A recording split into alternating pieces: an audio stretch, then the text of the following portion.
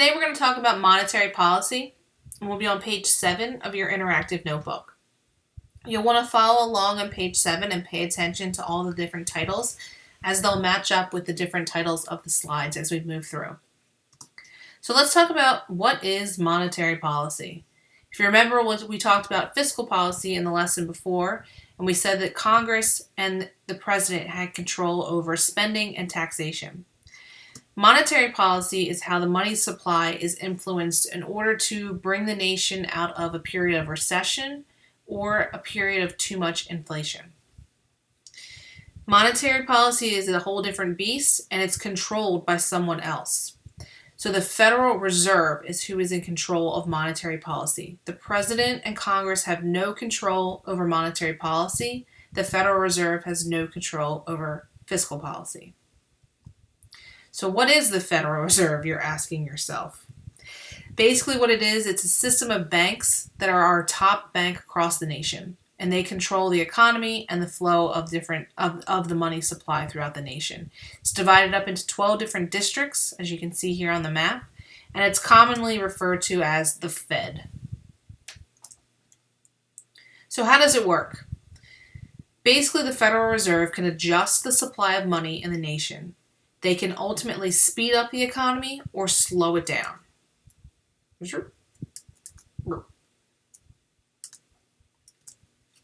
In order to get out of a recession, the Federal Reserve would encourage people to spend their money by increasing the money supply.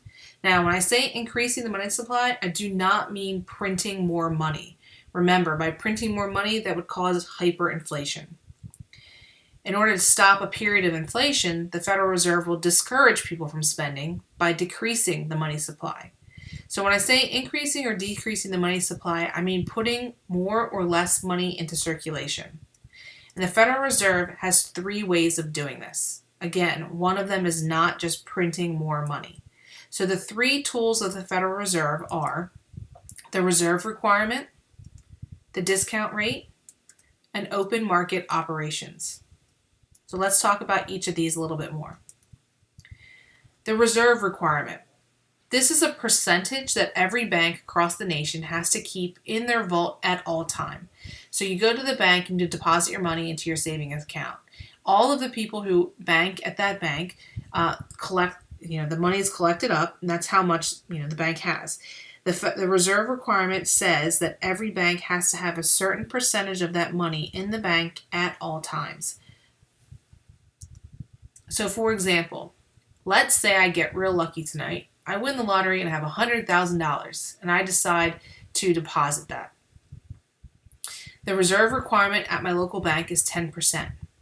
So how much of that money does the bank have to keep in their vault at all time, and how much can that bank lend out? 10% of $100,000 is $10,000. So my bank has to keep at least $10,000 in the bank at all times. The other $90,000 they can lend out, which is what banks do. They lend out the money and then they charge interest on it, and that's how the bank makes money. So if we put this in perspective, thinking about this, if the reserve requirement is increased, the money supply is going to be decreased. So the amount of money that they have to have on hand at all times, that would decrease the money in circulation, and that would cause the economy to contract. If the reserve requirement is decreased, that's going to increase the circulation of money because they don't have to have as much in their vault at all times. So that would expand the economy. The next tool is the discount rate. The Federal Reserve, like I said, lends money to banks.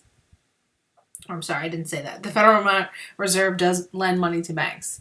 Basically, by lowering or raising the interest rate, they lower and raise the interest rate that they charge the banks. And this can, basically the discount rate influences the interest rate that banks charge their customers. So for example, let's say the discount rate is 2% and banks charge their customers 3%. The Federal Reserve then decides to raise the rate. Now the discount rate is 3% and the banks raise their rates for their customers to 4%. The higher the interest rate, the less likely a person is going to get a loan. interest is money you have to pay back. If you borrow $10 from your mom for lunch and she says, all right, I'm going to charge you interest, you have to pay that $10 back to her plus the interest. So if the interest rate is high, less people are going to be motivated to get a loan because they're not going to want to pay back even more money. So let's say now that the Federal Reserve decides to lower that rate, and it goes down to the discount rate is 1% and the banks decide to charge their customers 2%.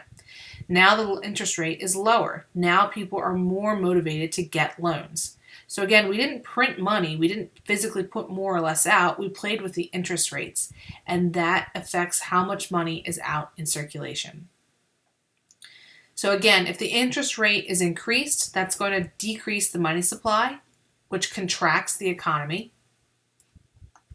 If the discount rate is decreased, that's going to increase the money supply, which will expand the economy.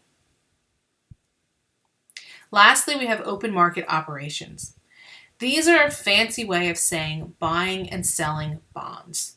A bond is basically like an IOU from the government. You might have one. It's very common that grandparents purchase them for kids, and then once they mature, you go in and cash it in. It looks like a check, but it's a way of taking money out of circulation by trading cash for the bond.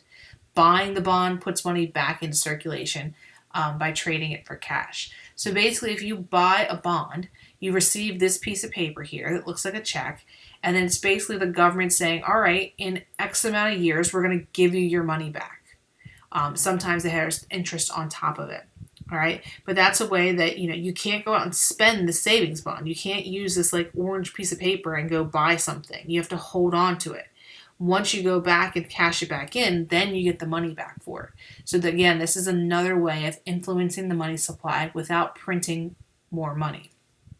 So if you sell a bond, if the government sells a bond, that's going to cause the money supply to decrease, and it's going to contract the economy.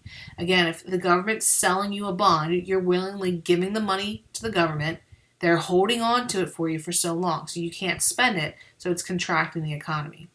If the government then buys the bond, it's going to increase the money supply because they're going to give you your money back, and it's going to expand the economy. There'll be more money in circulation, so the economy will expand.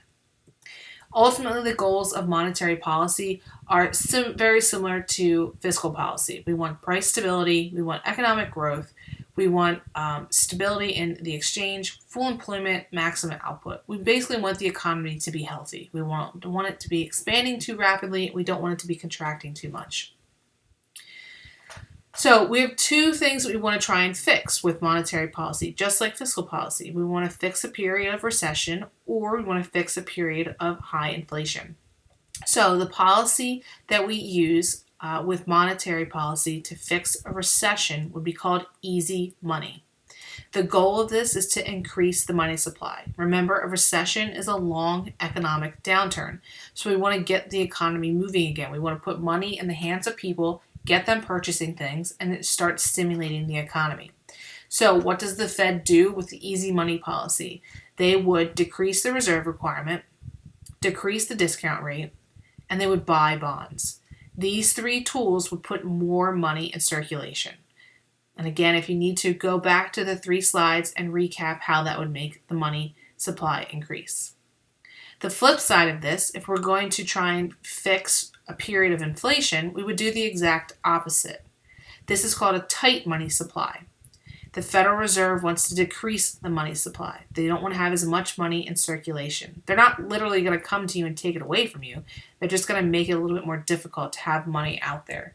So they would increase the reserve requirement, they would increase the discount rate, and they would sell bonds. So all of these things would cause money to be taken out of circulation, and so we'd have less to spend, and it would slow down increasing prices. So again, a quick recap. Using the policy we would use during a recession, is the goal of it is to increase the money supply. We would decrease the reserve requirement, decrease the discount rate, and buy bonds. And that's called the easy money policy. The exact opposite of that is to curb inflation or rapid expansion. The goal of it is to decrease spending and the money supply. The Federal Reserve would increase the reserve requirement, increase the discount rate, and sell bonds. And again, as a reminder, that's called our tight money policy. So again, we've been talking about monetary policy, what it is, who's in control, and what it entails. Make sure to enter this into your interactive notebook, and thanks for watching.